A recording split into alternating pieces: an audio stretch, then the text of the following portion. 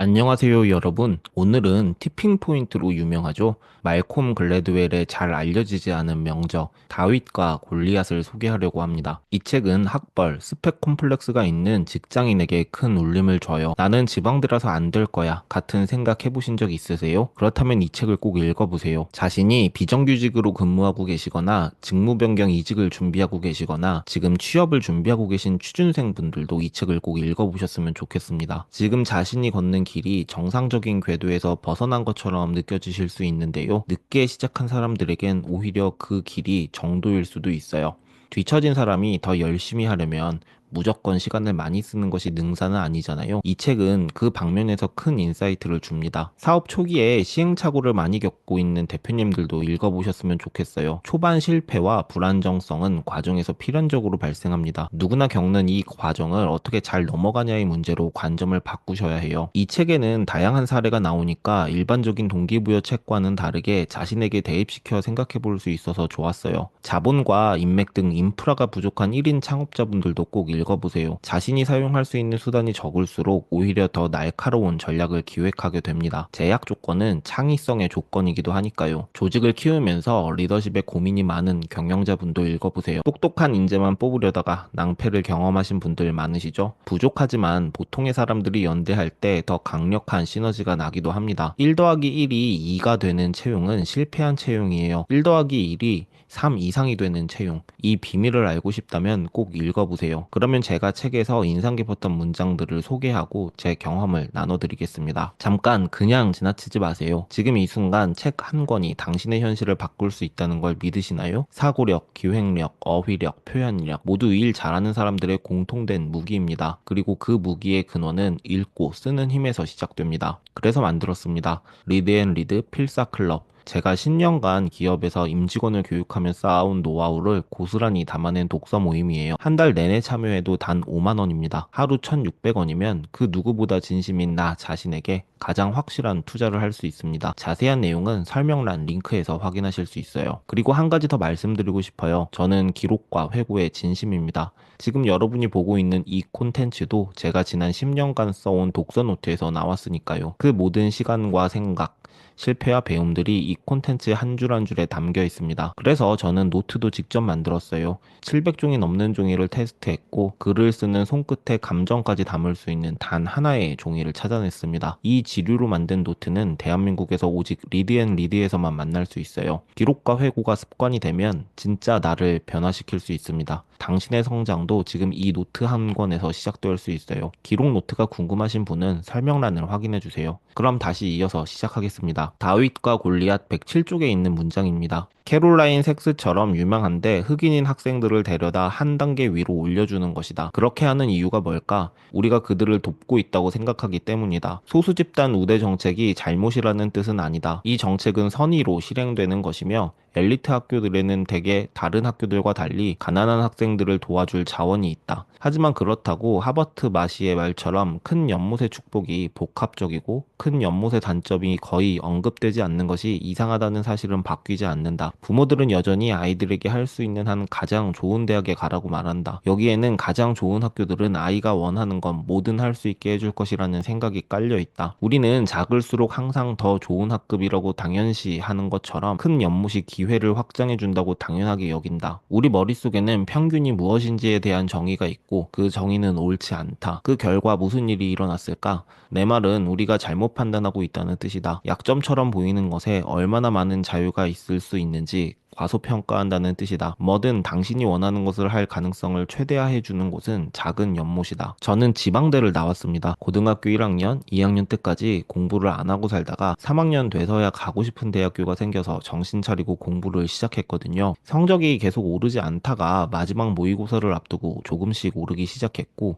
간신히 가고 싶은 대학 커트라인까지는 점수가 나왔었는데요. 수능 전날 너무 긴장이 되더라고요. 심장이 두근거리는 것이 제 귀에 들릴 정도였으니까요. 그래서 감기도 안 걸렸는데 감기약을 먹고 잤습니다. 아시죠? 감기약 먹고 자면 개운한 게 아니고 정신이 몽롱하잖아요. 약기운 때문에 학교에 가서도 정신이 없었는데 하필이면 제가 배정받은 자리가 히터와 라디에이터가 바로 제 옆에 있는 맨 뒷자리였어요. 제가 가장 자신 있는 과목이 언어 영역이었는데요. 몽롱한 정신 상태로 정신없이 문제를 풀고 OMR 카드에 마킹을 마치고 나니까 시간이 30분이나 남은 거예요. 망한 거죠. 집에서는 재수를 하라고 했지만 저는 제가 수능 공부를 또 해도 결과가 크게 달라지지 않을 것 같았어요. 그래서 원래 가고 싶었던 대학교 과와 최대한 비슷한 학과를 찾아서 지원했습니다. 그렇게 했더니 제 수능 점수보다도 하향 지원한 꼴이더라고요. 뭐 그래도 별 수 있나요? 등록금도 비싼데 4년 동안 하고 싶은 공부를 하는 것이 더 낫죠. 그렇게 저는 입학했습니다. 그런데 이게 웬걸요? 제가 그 학과에서 장학생이라는 거예요. 입학식하고 바로 중국으로 여행을 보내줬고요. 기숙사도 공짜였습니다. 게다가 장학금도 나왔어요. 제가 고등학교 때는 한 번도 이런 대접을 받지 못했거든요. 이때 공부에 좀 재미를 붙이기 시작했습니다. 그래서 1학년 때 전 과목 A+를 받을 정도로 열심히 공부했어요. 시험 공부를 하면서 성적을 내는 것이 생각보다 어렵지 않았거든요. 저는 기숙사도 공짜고 장학금이 나왔기 때문에 아르바이트를 하지 않고도 공부에만 전념할 수 있었어요. 그런데 많은 학생들이 학자금 대출을 받았고 자취를 했기 때문에 수업이 끝나면 아르바이트 하기 바빴거든요. 자신의 현실이 팍팍하니까 공부를 처음부터 포기한 친구들도 많았고요.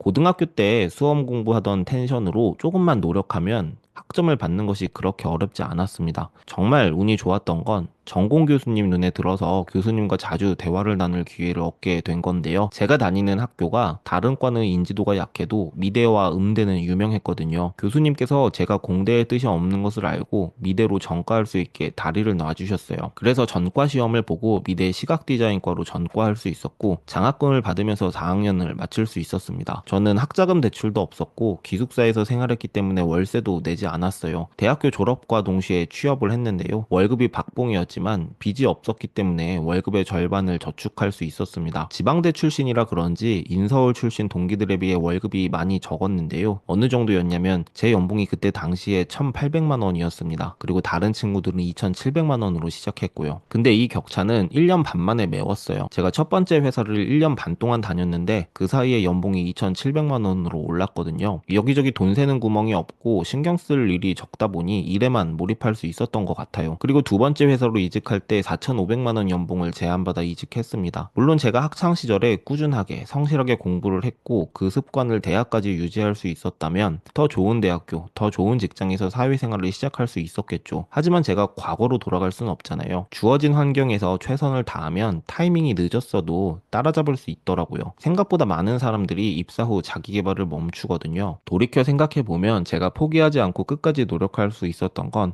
환경의 영향이 무척 컸던 것 같아요. 대학교 때 받았던 장학금, 연봉으로 재지 않고 빨리 취업해서 쌓았던 경력, 그리고 빨리 모을 수 있었던 돈이 정말 중요했어요. 저는 늦은 나이에 공부에 재미를 들렸고 그때부터 부랴부랴 열심히 살았는데요. 그때부터 해도 충분히 따라잡을 수 있더라고요. 그러니까 이 영상을 보고 계신 분이 아직 20대라면 지금부터 열심히 살아야 30대에 그것이 결과로 나타나니까 포기하지 말라고 말씀드리고 싶어요. 30대, 40대도 마찬가지고요. 그러니까 무언가 계기가 와서 열심히 하고 싶은 마음이 들 때 이미 늦은 거 아닐까? 이런 생각이 든다면 떨쳐내고 그냥 해보세요. 이러나 저러나 시간은 가니까요. 아무것도 안 하는 것보다는 해보는 것이 좋지 않을까요? 다음 문장 소개해드릴게요. 다윗과 골리앗 169쪽에 나오는 문장 읽어드리겠습니다. 공포를 극복하면 흥분감이 생긴다. 그리고 안전해지면 예전의 불안과 현재와 안도감, 안전하다는 느낌이 대조를 이루며 자신감이 높아진다.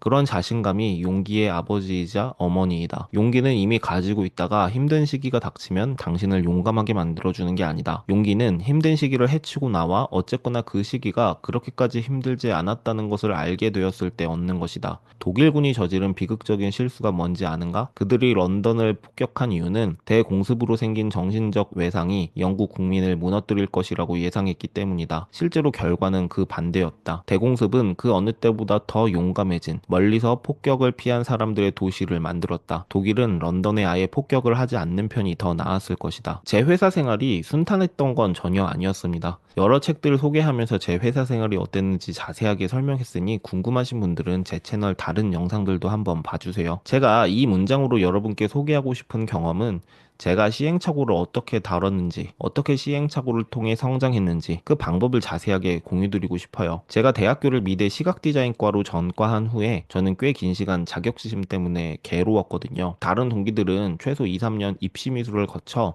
어렵게 미대에 입학했는데 저는 그들만큼 그림을 오래 그리지 않아서 뭔가 기초가 부족하다는 생각을 계속 했거든요. 그래서 대학 4년 동안 다른 학우들이 사진을 찍고 합성하고 멋진 그래픽 기술을 배울 때 저는 모든 과제를 직접 그려서 제출했어요. 그렇게 대학 생활을 하고 디자이너로 취업을 했는데 저는 포토샵을 사용할 줄 몰랐습니다.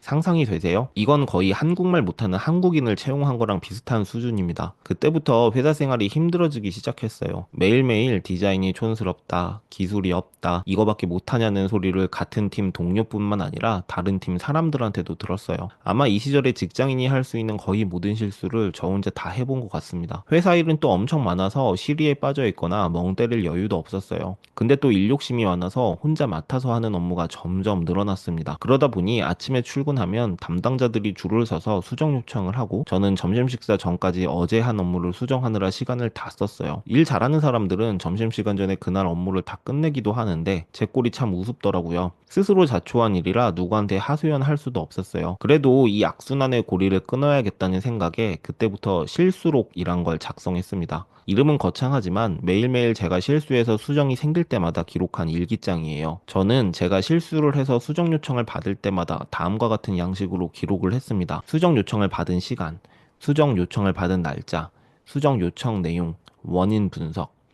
이렇게 실수록을 작성하고 하루를 마무리하기 전에 내용을 복기해 본 후 다음 날에는 어떻게 일해야겠다고 나름 방향을 정했거든요. 이 데이터가 하루 이틀 쌓이다 보니까 패턴이 보이더라고요. 제가 실수하는 이유가 크게 두 가지였는데요. 하나는 제가 무능해서 생기는 실수, 다른 하나는 구조적인 문제였습니다. 각각 간단하게 설명드리면 제가 무능해서 생기는 실수는 뭐 설명이 필요 없죠. 무엇을 더 공부해야 되는지 방향을 알게 됐고요. 다른 하나는 같은 실수를 반복할 때 이 실수의 원인이 제 문제라기보다는 업무 요청 프로세스나 업무 요청 방식에 있다는 사실을 알게 됐어요. 가령 생각날 때 자리로 찾아와서 말로 업무 요청을 하고 획 가버리거나 말로 업무 요청하니까 기억에 왜곡이 생겨서 불필요한 오해가 생긴다거나 하는 시기였습니다. 업무 요청하는 자신이 무슨 말을 했는지 잘 기억을 못하는 일도 수두룩했고요. 결과물을 보고 자신의 기억을 왜곡하는 사람도 많았어요. 이건 업무 요청 게시판을 만들어서 기록을 남기면 해결되는 문제였거든요. 제가 그 회사에서 1년 반 만에 연봉이 많이 올랐던 이유는 단순히 일을 많이 해서이기도 하지만 이렇게 일하는 시스템을 개선하는데 힘을 보탠 것도 크게 작용했어요. 이 과정이 무척 힘들었지만